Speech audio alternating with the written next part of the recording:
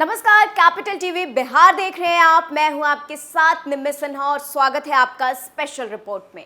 बिहार में महागठबंधन की सरकार में सब कुछ ठीक नहीं चल रहा है, ये तो सभी जान रहे हैं। लेकिन इसी बीच बीजेपी ने महागठबंधन सरकार में सेंध मार दिया है।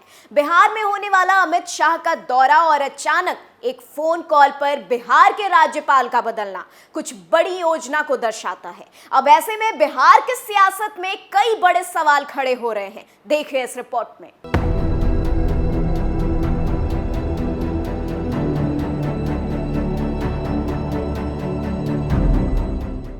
राज्यपाल का बदलाव, बनते बिगड़ते समीकरण की संभावनाओं के बीच बिहार की राजनीति इन दिनों परवान पर है। जहां तक सत्ता में शामिल महागठबंधन की बात करें तो वह भयंकर अंतर्विरोध के साथ दूरी तय कर रहा है। जहां एक और नेता उपेंद्र कुशवाहा की राह जनता दल यूनाइटेड में रहकर भी जुदा है, वहीं मुख्यमंत्री नीतीश कुमार और उप मुख्यमंत्री तेजस्वी यादव का भी लाइन लेंथ बिगड़ा नजर आ रहा है। मंत्रिपरिषद विस्तार को लेकर भी दोनों एक दूसरे से असहमत दिख रहे हैं। नीतीश कुमार के कभी करीबी रहे आरसीपी सिंह जनता दल यूनाइटेड की जड़ में मट्ठा डालने का काम कर रहे हैं। ऐसे में राज्यपाल रहे फागू चौहान का जाना और बिहार के नवनियुक्त राज्यपाल राजेंद्र आर्लेकर का आना सत्ता की लड़ाई में एक नया केंद्र बनता दिख रहा है। ऐसे में बिहार की राजनीति में कौन सा नया दरवाजा खुलने वाला है? क्या लोकसभा चुनाव के पहले राष्ट्रपति शासन के दौरान बीजेपी अपनी धार तेज कर बिहार में महागठबंधन के खिलाफ मजबूत विपक्ष की तरह लड़कर परिणाम को प्रभावित करना चाहती है? ऐसे कई सवाल नए राज्यपाल के परिप्रेक्ष्य में उठने लगे हैं। बिहार में राज्यपाल का बदलना बीजेपी को कई सवालों के कटघरे में खड़ा करता है। फागू चौहान के तबादले से बिहार में खलबली मची हुई है। वहीं इस निर्णय पर नीतीश बाबू भी बौखलाए हुए हैं। फागू चौहान का कार्यकाल अगर देखा जाए तो महज 3 साल था, जबकि एक राज्यपाल का कार्यकाल 5 साल का होता है। आखिर बीजेपी का ये कदम क्या ऑपरेशन लोटस को दर्शाता है? देखिए इस रिपोर्ट में। क्यों हटाए गए राज्यपाल फागू चौहान? राजनीतिक गलियारों में बिहार के राज्यपाल रहे फागू चौहान को मेघालय भेजे जाने को लेकर कई कारण गूंज रहे हैं।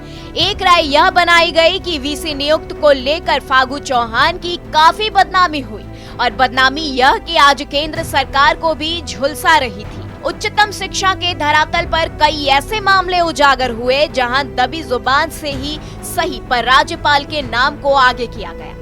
यहां तक कि शिक्षा विभाग और राजभवन कई मामलों में आमने सामने होने के कारण केंद्र सरकार की फजीहत भी हो रही थी। तीसरा आरोप यह भी था कि वह अति पिछड़ा वोट बैंक को बीजेपी की ओर मोड़ने में असफल रहे। चौथा आरोप यह भी है कि राज्य के मुख्यमंत्री नीतीश की राज्यपाल से अंडरस्टैंडिंग भी बन गई थी। जेडीयू नेता जगनारायण यादव तो कहते हैं कि नए राज्यपाल का आगमन राजनीति से प्रेरित है।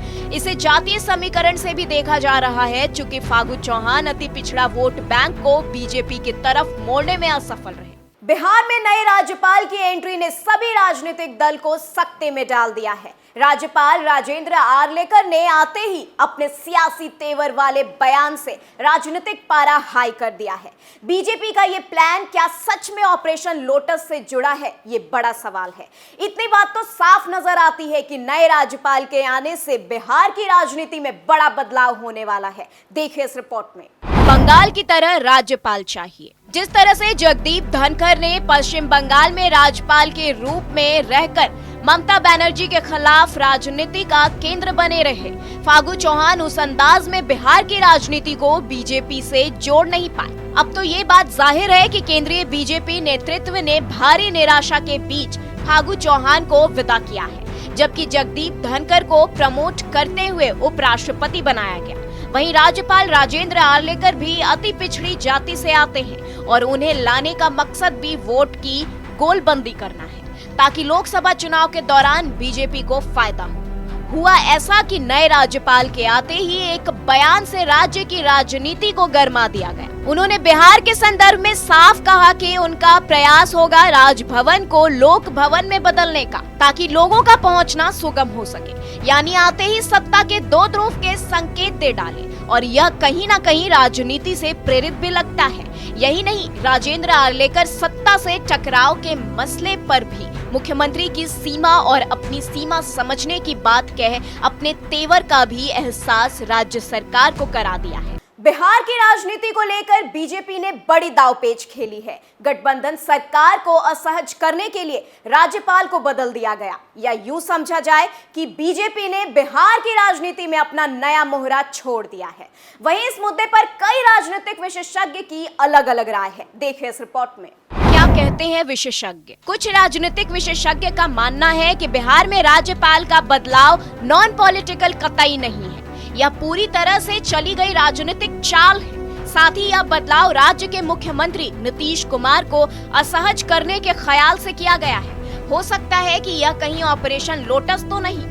जनता दल यूनाइटेड के वरीय नेता कहते हैं कि राज्यपाल रहे फागू चौहान अति पिछड़ा वोट बैंक बीजेपी की तरफ नहीं मोड़ सके, इसलिए उन्हें यहां से हटाकर मेघालय का राज्यपाल बना दिया गया। ऐसे भी राज्यपाल तो केंद्र सरकार की कठपुतली होती है, काम आए तो ठीक, नहीं तो वापसी तय होती है।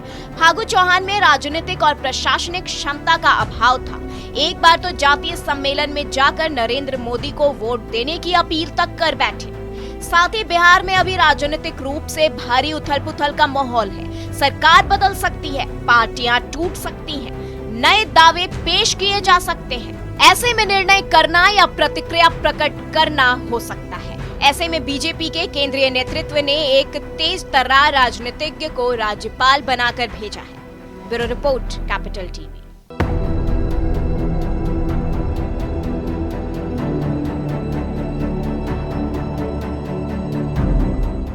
बहरहाल बिहार की सियासत में बड़े तूफान के आने का अंदेशा है। हो सकता है कि ये तूफान गठबंधन सरकार की ओर से आए या फिर बीजेपी की ओर से। बीजेपी बिहार के सीमांचल में होने वाली रैली को लेकर काफी तैयार दिख रही है। वहीं दूसरी ओर रैली से पहले राज्यपाल का बदलना भी बड़े तूफान के आने की आहट है। ऐसे में क्या बीजेपी ऑपरेशन लोटस कर रही है? ये बड़ा सवाल है। बिहार की तमाम खबरों के लिए आप जुड़े रहे कैपिटल टीवी बिहार के साथ। दीजिए इजाजत, नमस्कार।